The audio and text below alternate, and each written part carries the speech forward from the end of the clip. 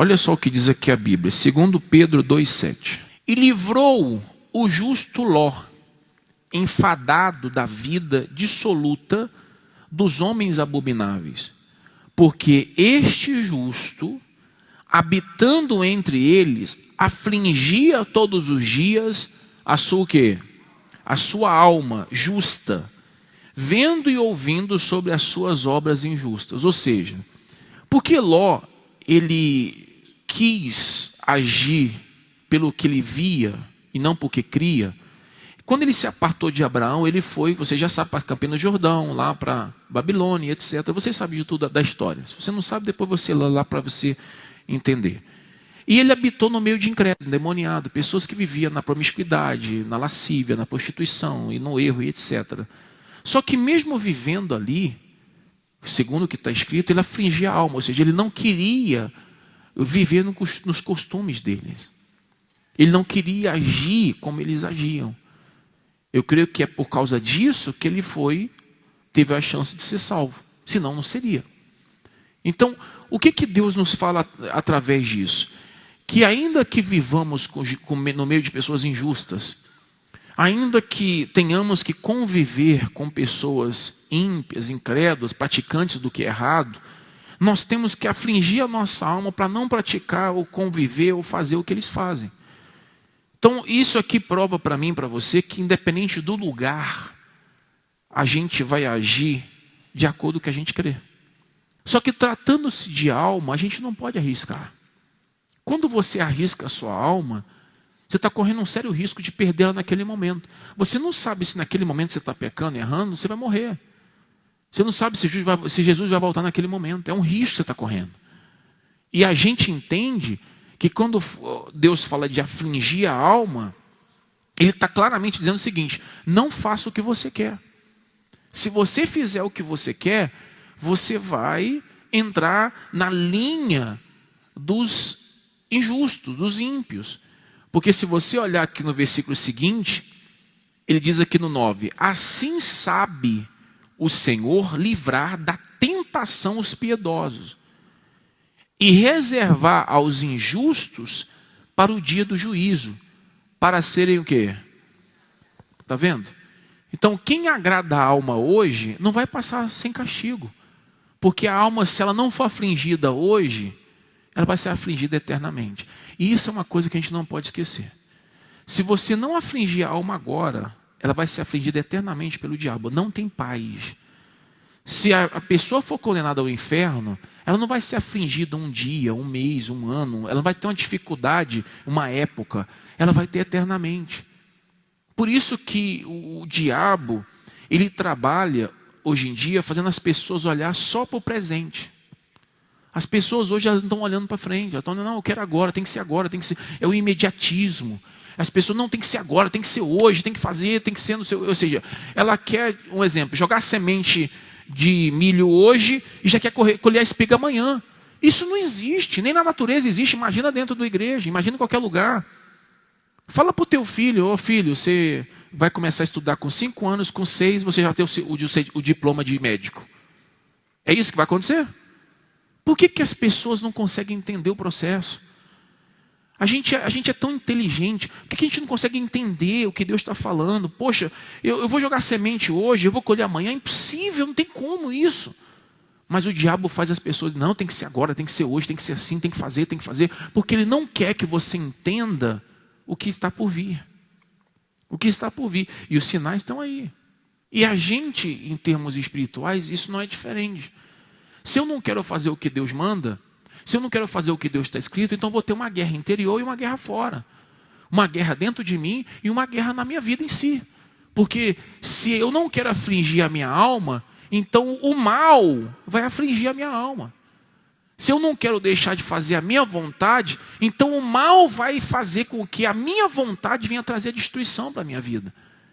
E se você parar para pensar, você vai entender que normalmente ninguém gosta de sentir dor. Ninguém gosta. Eu duvido que há um ser humano que fale assim: eu amo sentir dor. Ninguém gosta. Mas tratando-se de alma, é necessário a gente sentir a dor por um tempo, ou seja, uma renúncia, um sacrifício, para poder obter na eternidade a paz e a alegria e a harmonia que Deus prometeu. Você vai entender um pouco mais isso aqui, indo lá em Romanos. Vamos lá em Romanos capítulo 8. Diz o seguinte, acompanhem. De maneira que, irmãos, somos devedores, não à carne, para viver segundo a carne. Porque se viverdes segundo a carne, o que vai acontecer? Morrereis.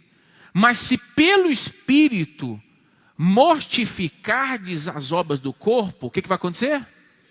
É isso aí. Então, aqui está a receita da eternidade. Se você vive para agradar a carne, você morre. Mas essa morte não é agora. Porque a morte humana, física, já está determinada que isso vai acontecer. Quando você agrada a carne, quando você satisfaz a carne, você está se preocupando só com a história. Você não está preocupando com a eternidade. Você está preocupando só em ter um legado, uma história, etc. E talvez muito ruim. Você vê que tem pessoas que elas morrem, ainda tem uma história, uma pequena história para contar. Tem outros que não tem nem isso, tem. Porque nem na carne, nem no espírito, ela foi aquela pessoa que viveu sem objetivo, viveu por viver. E Deus não quer isso para a gente. Deus quer que a gente entenda o seguinte: se eu mortificar minha carne agora, eu vou viver eternamente. Mas se eu satisfazer a minha carne, eu vou morrer. Tanto humanamente, como também espiritualmente. Aí ele continua, para a gente entender melhor, no versículo 14. Porque todos, ou seja, não é qualquer, não é alguns, não é todos. Todos os que são guiados por quem? Pelo Espírito de Deus, esses são filhos de Deus. Então aí você entende a diferença entre filho de Deus e servo de Deus.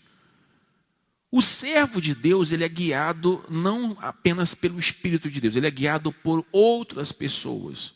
Ele pode ser guiado por outros servos de Deus, filhos de Deus, ou um filho de Deus pode guiar um servo de Deus. Mas todo filho de Deus é guiado pelo Espírito dele. Então, quando você faz a vontade do Espírito Santo, você se torna filho. E o Espírito Santo é que guia você. Quando você não faz, então você ou é simpatizante, ou é seguidor, ou é servo. Se você é simpatizante, seguidor ou servo, então um filho de Deus vai ter que guiar você. Porque o Espírito de Deus não vai poder falar com você diretamente, já que você não é filho dele. Então aí você vê a importância de você se tornar um filho de Deus. Quem são os simpatizantes? Aqueles que gostam de Jesus, aqueles que gostam da Bíblia, mas não praticam. Quem são os seguidores? Aqueles que querem as bênçãos do que está escrito. Está na igreja, oh, meu Deus, eu tenho que fazer isso, tenho que fazer aquilo, eu preciso disso, preciso daquilo outro. Isso é um seguidor. Como Jesus disse, estava andando Jesus, e a multidão apertava, veio uma mulher, tocou ele, porque ela dizia, se eu tocar nele, serei curada. Ela usou a fé, foi curada. Os outros não. Então nem sempre o seguidor vai receber o que quer. Então aí tem um seguidor, o que está buscando uma bênção. E tem um servo, que decidiu fazer algo ou a vontade de Deus. Eu vou deixar o pecado, o erro, mas vou servir, eu vou fazer alguma coisa para Deus, eu vou dar o meu dízimo, minha oferta, eu vou vir na igreja, eu vou fazer isso, aquilo, outro, mas ainda não faz a vontade de Deus completamente. Ainda tem alguma coisa que ele ainda faz que é dele, que não é a vontade de Deus. Então ele ainda é um servo. Agora, o filho, ele já age como Deus quer. O filho, ele não pensa na vontade dele como primordial. O filho pensa na vontade do pai primeiro. O filho, ele não pensa em poupar sua vida para sacrificar para a vontade de Deus, não. O filho, ele faz o que tem que ser feito para que Deus seja glorificado. É só você olhar o exemplo de Jesus. Jesus é filho. Se você vê tudo que Jesus fez e faz, é em prol da honra do pai.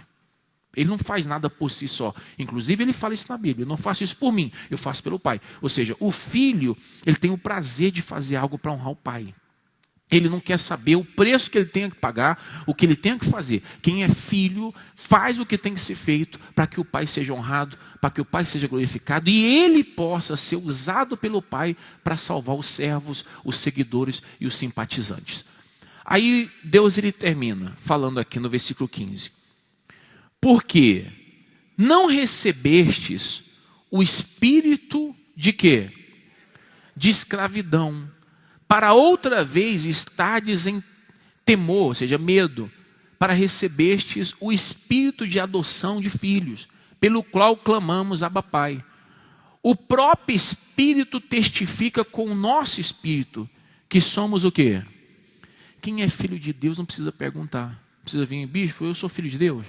Bispo, o senhor acha que eu tenho o Espírito Santo? O senhor acha que... Não precisa, quem é filho sabe. Toda vez que vem a dúvida, aquele conflito dentro de você, faço ou não faço, vou ou não vou, isso é a prova que você não tem uma fé definida. Quando a gente não tem uma fé definida, é porque a gente não crê de fato naquele que nos chamou, naquele que nos arregimentou, que nos quis salvar, que é Deus. Então você não pode dizer eu sou filho de Deus, mas eu esqueço do meu pai. Eu sou filho de Deus, mas eu não pratico o que meu pai manda. Eu sou filho de Deus, mas eu ignoro o que ele disse. Não. Mas aí entra o quarto alicerce hoje, afligir a alma. Talvez você sabe o que tem que fazer, você sabe como tem que fazer, mas você não faz porque você não quer afligir a alma. E o diabo sabe quem não gosta de afligir a alma. O diabo sabe quem gosta de fazer a sua vontade. O diabo sabe quem gosta de fazer as coisas para o seu bel prazer. O diabo quando vê essas pessoas, ele começa a oferecer, ele começa a dar.